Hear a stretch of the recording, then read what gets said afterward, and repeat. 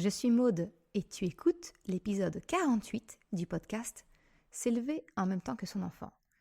Dans l'épisode d'aujourd'hui, je voudrais te parler du mensonge chez les enfants et comment réagir quand tu constates que ton enfant déforme un peu la vérité. Salut et bienvenue sur le podcast S'élever en même temps que son enfant. Je suis Maude, coach certifiée chez Mercredi, mais surtout maman de 3 enfants. Sur ce podcast, je t'aide à conjuguer la bienveillance avec la réalité de ton quotidien de maman.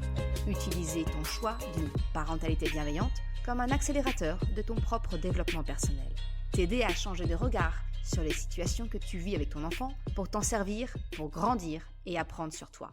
Hey, salut, je suis contente de te retrouver aujourd'hui pour ce nouvel épisode. Alors encore une fois, c'est un sujet aujourd'hui que je vais aborder que j'ai déjà traité par le passé sous un format vidéo. Mais je pense que c'est intéressant et c'est toujours d'actualité de te partager ma façon de voir le mensonge chez l'enfant et surtout te donner des clés, des pistes, j'espère, pour savoir comment réagir pour aider ton enfant à sortir de ce cercle vicieux que peut être le mensonge et pour qu'au contraire, il puisse adopter le comportement pour vous permettre d'avoir une relation basée sur la confiance. Alors c'est parti pour l'épisode d'aujourd'hui. Comment réagir quand tu te rends compte que ton enfant ment ? Pourquoi finalement est-ce qu'il a ce besoin peut-être de te raconter des mensonges ? Et même pour des banalités, tu te rends compte que ton enfant dissimule la vérité, raconte des petits mensonges.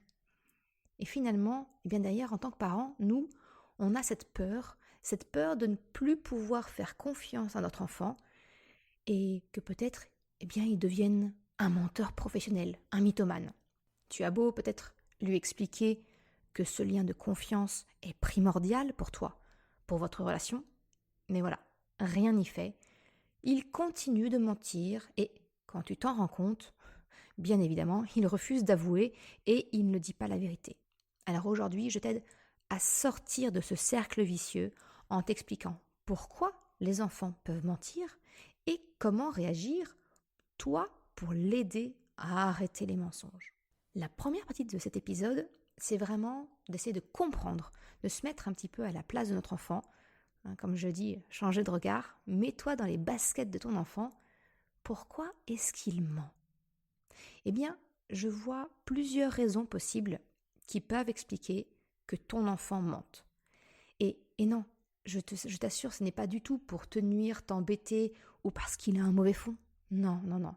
C'est beaucoup plus naturel et finalement pas du tout malveillant. La première petite chose, je voudrais faire d'abord une aparté sur les punitions.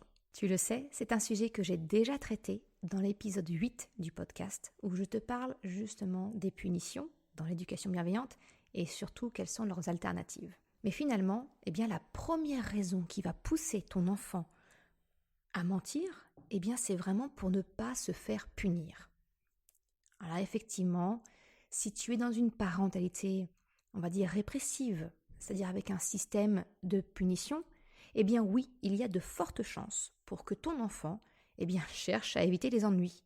Et ça, faut bien se l'avouer, c'est franchement très humain comme réaction. Mais dans ces cas-là, nous ne sommes pas alors tout à fait dans une relation de coopération, celle que je t'encourage avec ce podcast. Je te propose alors de sortir du cercle vicieux en expliquant à ton enfant ton besoin de confiance et également de sortir du système de punition en les bannissant de tes réactions. À la place, j'aimerais t'encourager à plutôt mettre en œuvre ce que je te propose dans la suite de cet épisode. Parce que finalement, si on fait cet aparté sur la peur d'être puni, je vois 2 autres raisons principales qui peuvent pousser ton enfant à mentir. La raison numéro 1, ton enfant peut te mentir pour te faire plaisir. Oui. Non, là je n'ai pas mal prononcé ou tu n'as pas mal entendu. Non, ton enfant peut mentir pour te faire plaisir. En fait, avant l'âge de 7 ans, et même encore après, environ, le premier désir de ton enfant, c'est de te faire plaisir, c'est de satisfaire son parent. Donc, quand tu lui demandes d'un air contrarié « C'est toi qui as fait ça ?» Imagine bien, ton enfant, il va répondre par automatisme « non » pour correspondre à ton souhait caché. Il a quand même pas pu faire cette bêtise-là. Donc, il veut juste te faire plaisir. Tu comprends ce que je veux te dire? C'est vraiment cette notion de non, non, non, non, en fait, c'est pas moi. Ça te met en colère que je puisse avoir fait ça. Alors, je vais te dire que non, ce n'est pas moi. Parce que finalement, eh bien, il te donne la réponse que toi, tu aimerais entendre. Alors oui, ça peut te paraître un peu tiré par les cheveux. Mais je vais te donner 2 exemples où nous, en tant que parents, eh bien, nous mentons effectivement à nos enfants pour leur faire plaisir. Le premier cas, eh bien, c'est quand tu dis oui à ton enfant alors que c'est non. Par exemple, quand tu rentres du travail, que tu as passé une sale journée, tu es peut-être inquiète, soucieuse, bref, ça ne va pas très fort. Tu rentres à la maison et ton enfant te voit un petit peu ailleurs, perdu dans tes pensées, et il te demande « Ça va maman ?» Qu'est-ce que tu lui réponds naturellement? Il y a fort à parier que tu vas lui dire quelque chose du style « Oui, oui, ça va ma chérie, et toi ?» Est-ce que tu la vois, cette scène? Est-ce qu'elle t'est familière? Tu me vois sans doute venir avec mes gros sabots. Mais oui, c'est un mensonge. Ton enfant, il n'est pas dupe. Ton comportement laisse bien voir que quelque chose ne va pas. Et tu le sais, je le répète très souvent, la communication passe certes par les mots, mais essentiellement par le langage non verbal, dont le comportement. Et bien là, ton enfant, lui, il est capable de le voir dans ton comportement. Mais nous, en tant que maman, parents, eh bien naturellement, on souhaite préserver nos enfants de nos tracas de grandes personnes, d'adultes, entre guillemets. On ne veut pas que nos enfants s'inquiètent pour nous, pour finalement des broutilles qui ne les concernent pas. Alors, on a tendance à répondre aux besoins de notre enfant d'être rassuré en lui disant oui, alors que tout notre corps, tout notre comportement dit clairement non. Tu le sais, encore une fois, je te le répète, nos enfants font ce qu'ils voient, pas ce qu'on leur dit. Ça se saurait. Donc, ton enfant, dans ce cas de figure-là, eh bien, il va intégrer inconsciemment le message que l'on peut ne pas dire la vérité afin de protéger l'autre, afin de le rassurer, afin de lui faire plaisir. La boucle est bouclée. Deuxième exemple qui me vient en tête, eh bien, c'est justement de dire un mensonge pour faire plaisir. Alors oui, mon exemple là va peut-être te déplaire, parce que je sais que tout le monde ne pense pas comme moi, et c'est ok, on est tous libres naturellement d'avoir des pensées différentes. Mais moi en tout cas, afin d'être cohérente avec mes enfants, eh bien c'est vraiment cette raison-là qui m'a motivée à ne pas faire croire au Père Noël, à la petite souris, au lapin de Pâques, etc. Encore une fois, pour moi, ça donne vraiment l'exemple qu'un mensonge peut être acceptable pour faire rêver l'autre, pour lui faire plaisir. Selon moi, en tout cas, faire croire au Père Noël, eh bien, c'est mentir aux enfants. Alors, on peut encore une fois, je sais qu'on va peut-être pas être d'accord, je te partage juste mon point de vue et tu prends ce qui te convient, ok? Mais tu le vois, à travers les 2 exemples que je viens de partager, finalement, nous, en tant qu'adultes, on n'hésite pas du tout à mentir aux autres afin de les protéger, de faire plaisir, de rassurer. Et comme nos enfants sont de vraies éponges de langage non verbal, eh bien, ils intègrent tout cela dès le plus jeune âge. Ton enfant ne te ment donc pas pour te déplaire ou par volonté de t'embêter ou de te cacher quelque chose, mais quelquefois, c'est simplement parce qu'il a intégré qu'un mensonge peut rassurer, protéger. Tu comprends donc pourquoi la congruence, c'est-à-dire dire ce que l'on fait et faire ce que l'on dit, tu comprends pourquoi la congruence m'est si chère. Pourquoi je t'encourage à regarder ton propre comportement, à changer ton regard, afin d'influer sur le comportement de ton enfant. Je te partage également la 2e raison pour laquelle je pense qu'un enfant peut avoir tendance à mentir. La 2e raison, c'est que finalement, le mensonge peut être considéré comme un désir qui a été exprimé au présent. Je m'explique. En fait, les limites entre le réel et l'imaginaire sont finalement assez floues pour un enfant. Et je dirais même encore plus pour un enfant qui a moins de 7 ans. Vers 7 ans, on commence vraiment à faire la différence. Mais en dessous de 7 ans, réel et imaginaire ont vraiment tendance à cohabiter ensemble.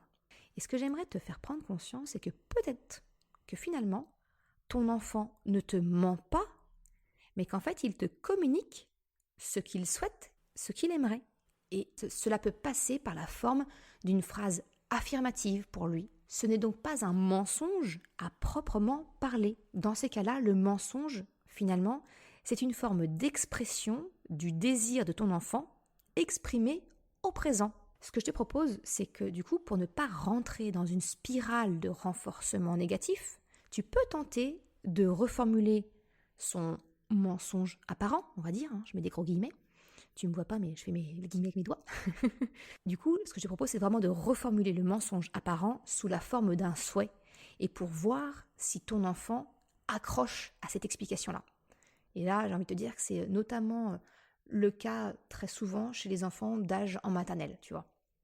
Par exemple, moi, mon fils actuellement, c'est en foot, j'ai tapé super fort le ballon et il a volé et il a touché un oiseau et après ça a marqué le but.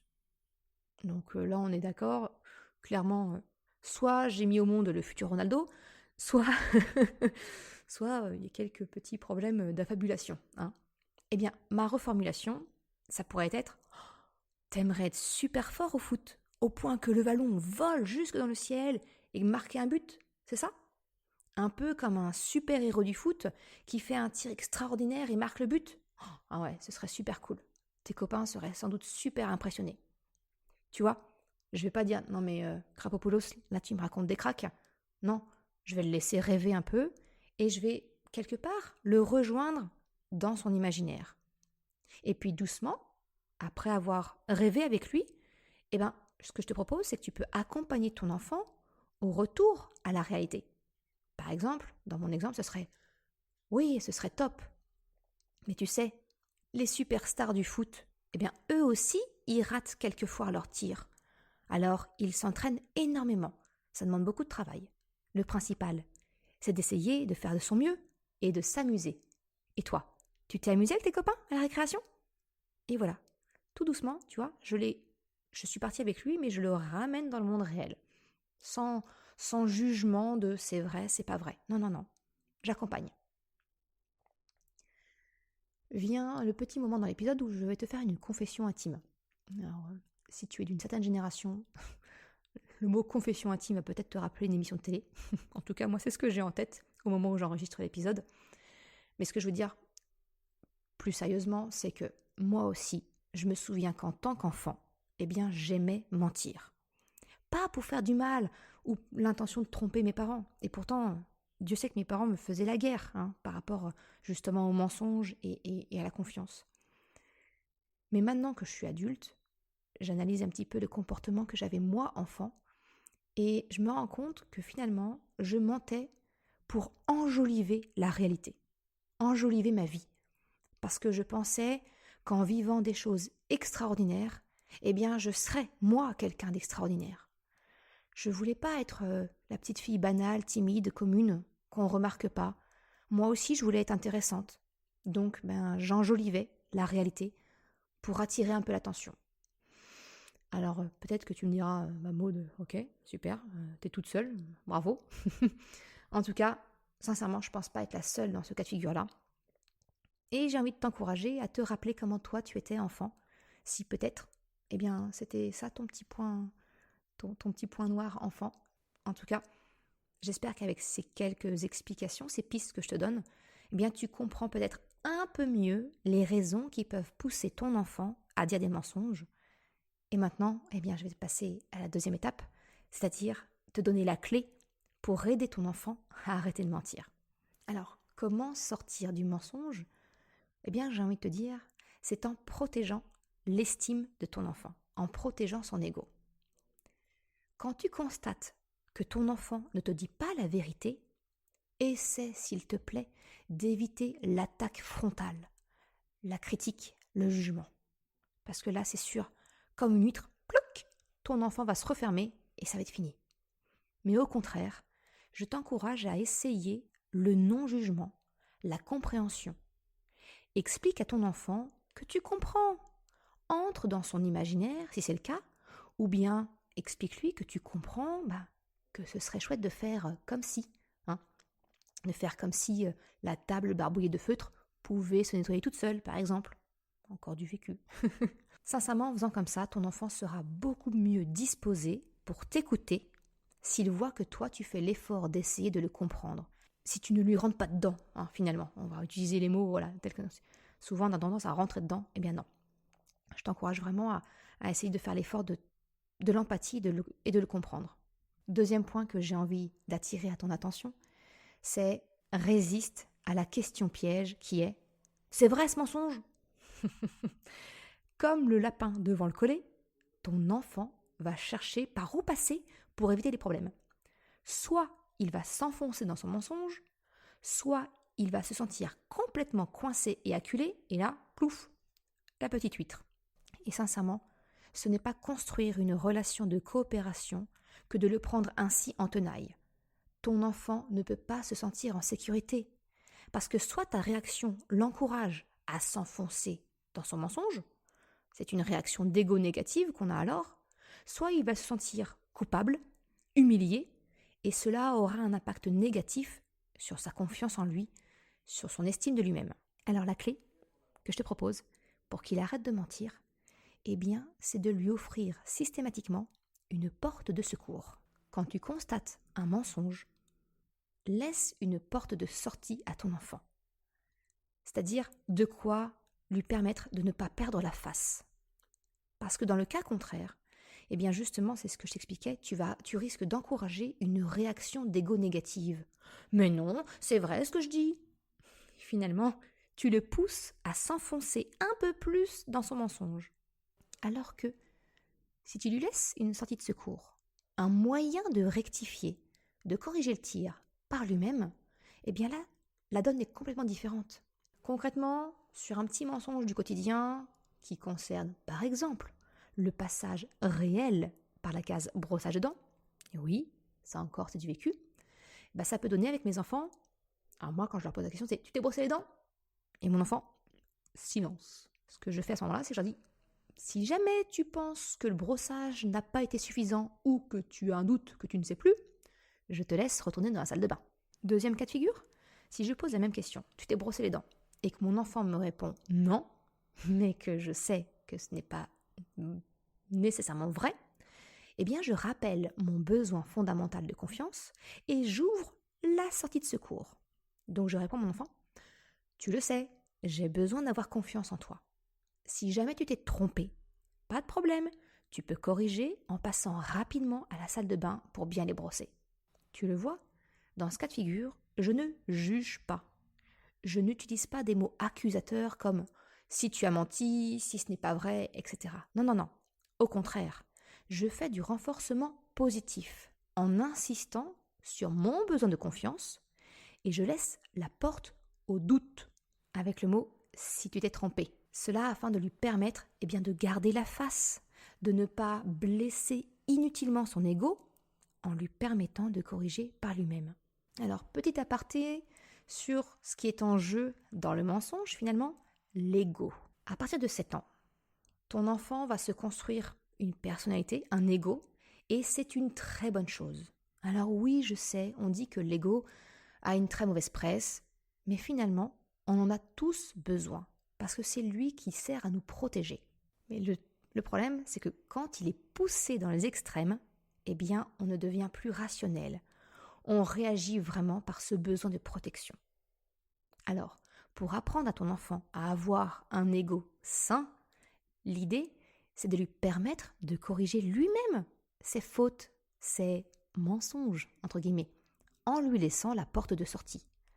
Cela lui démontre qu'il n'a pas besoin d'être dans un paraître fort. À cet âge, les enfants veulent bien faire. Ils veulent construire une image positive d'eux-mêmes, et c'est bien normal. Et ça, ça peut passer par le fait de protéger son image en dissimulant une vérité peu glorieuse.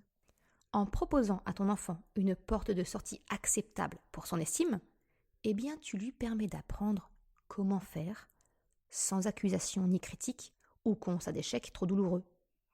Et petit bonus pour tes relations entre adultes, ça marche aussi super bien avec ton ou ta conjointe, tes collègues, ta famille. Alors au début, certes, ça ne va pas être magique du jour au lendemain, mais vraiment, si tu appliques cette porte de sortie en permanence, tu constateras qu'au fil du temps, ton enfant aura de moins en moins besoin de se protéger par le mensonge, parce qu'il y a toujours une porte de sortie sécure pour lui. Vous y gagnez finalement tous les deux. La conclusion de cet épisode, c'est que le meilleur moyen, tu l'as compris, c'est cette fameuse relation de coopération où ton enfant se sent suffisamment en confiance pour te partager ses faiblesses, qu'il sente qu'il peut se confier à toi, même dans les côtés les moins glorieux. Donc vraiment, j'insiste, laisse toujours une porte de sortie à ton enfant. Ce n'est pas de la faiblesse. Selon moi, c'est ça, accompagner dans la bienveillance son enfant. Je te remercie d'avoir écouté cet épisode jusqu'à la fin. Tu retrouveras, comme d'habitude, une retranscription sur le site mercredi.com. Si tu as aimé cet épisode, s'il t'a été utile, je t'invite à le partager, à en parler autour de toi. Ou si le cœur t'en dit, de me laisser une note et un commentaire sur Apple Podcast ou Spotify. Cela me permet de faire connaître le podcast et m'encourage à progresser. Un grand merci à celles et ceux qui prennent le temps de le faire ou de m'envoyer un message si leur plateforme d'écoute ne permet pas de noter. Merci beaucoup, sincèrement. Je te souhaite une excellente journée, après-midi, soirée, quel que soit le moment où tu écoutes, et je te dis à la semaine prochaine pour un nouvel épisode. Ciao!